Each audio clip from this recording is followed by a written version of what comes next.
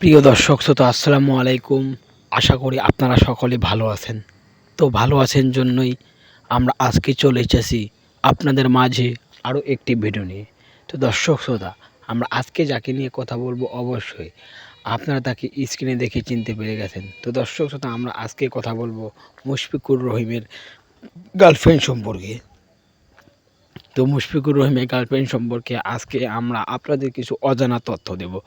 তো মুশফিকুর রহিমের গার্লফ্রেন্ড সম্পর্কে আমরা আপনাদের আজকে অজানা কিছু তথ্য দেওয়ার আগে আপনারা যদি আমাদের চ্যানেলে নতুন হয়ে থাকেন তাহলে অবশ্যই আমাদের চ্যানেলের পাশে থাকতে হলে আপনাদের আমাদের চ্যানেলে সাবস্ক্রাইব, লাইক, কমেন্ট করে আপনারা আমাদের চ্যানেলের পাশে থাকতে পারবেন। তো দর্শক শ্রোতা, আপনারা তো সবাই মুশফিকুর রহিমকে চেনেন।